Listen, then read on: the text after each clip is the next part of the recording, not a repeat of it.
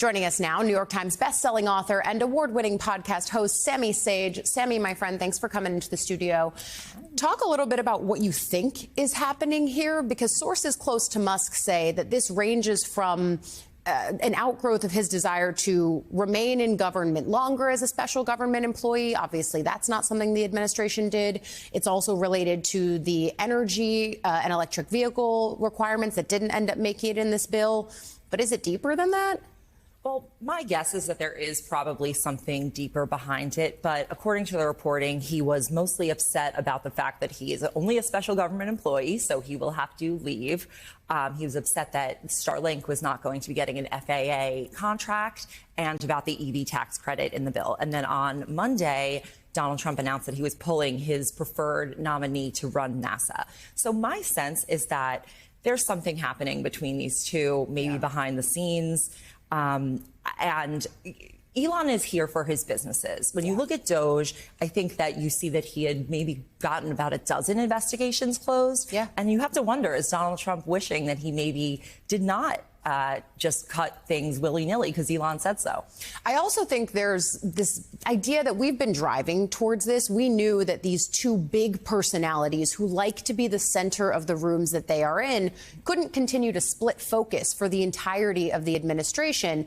And yet, I think the interesting piece here is Elon Musk has always been sort of a built-in political enforcer for Trump, not just because of the Doge stuff, but because he's willing to spend millions of dollars on politicians and policy priorities that Trump likes, right? Yeah, it's not just that, but they have sort of a mutually assured destruction thing going on, because Elon Musk doesn't just have money to pour into challengers. He actually has this, algorithmic power with Twitter. And even though there are fewer users on that than, let's say, a Meta platform, the fact is that that drives a lot of conversation, and he's able to put his thumb on the scale for also, I think we've caught on by now that things that are not necessarily true can catch on regardless of how ridiculous they are. But I do think it's interesting that Elon goes to call out how there's going to be $2.3 trillion of debt that's going to crush the American people. Because I seem to remember a few months ago when he promised he was going to cut about that much from the government budget. So if I'm Trump, I'm thinking, well, you told me you were gonna cut this money. And he even said apparently last week, was it all BS? Did he fool me?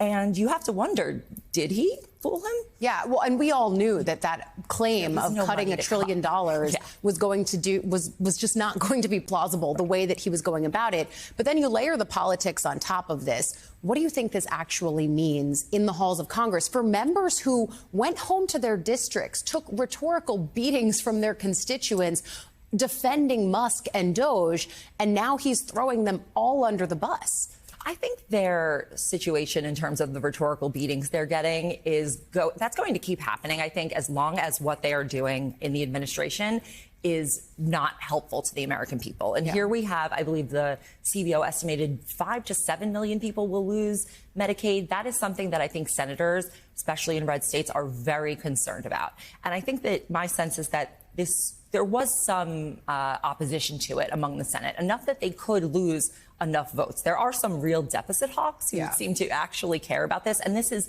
a crushing, to use Elon Musk's words, he's not wrong about the fact that this is going to be a crushing debt.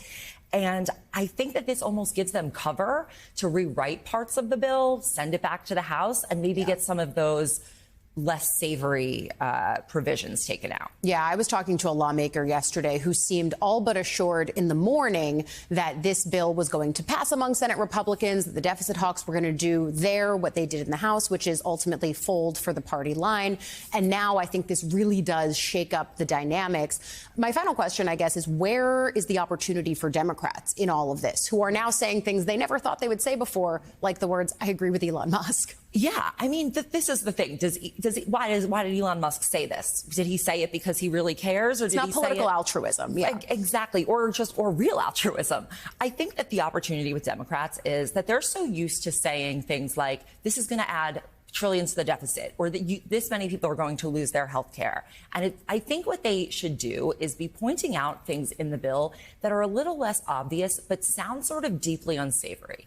I think what Marjorie Taylor Greene did yesterday by calling out this 10-year moratorium on regulating AI in the states seems like one of those things where if you point out smaller things that are in it, this provision that would force courts, would basically take away courts' ability to enforce their own rulings. Yep. The more I think that Democrats point out these sort of really anti-democratic pieces of the bill, it makes it seem a bit more underhanded than sort of the usual, you're going to lose health insurance and we're going to have a lot of debt. I know that that is obviously a huge concern, but I think we've seen members of Congress, they're okay to vote for that. They'll be fine. Yeah, and you and I have talked about the fact that in pieces of legislation like this, I've covered them a million times. It's massive packages that, yes, include Medicaid cuts or SNAP cuts, but then there's also a lot of other things embedded within it that obviously even some of the members didn't even get a chance to read, Sammy. Yes.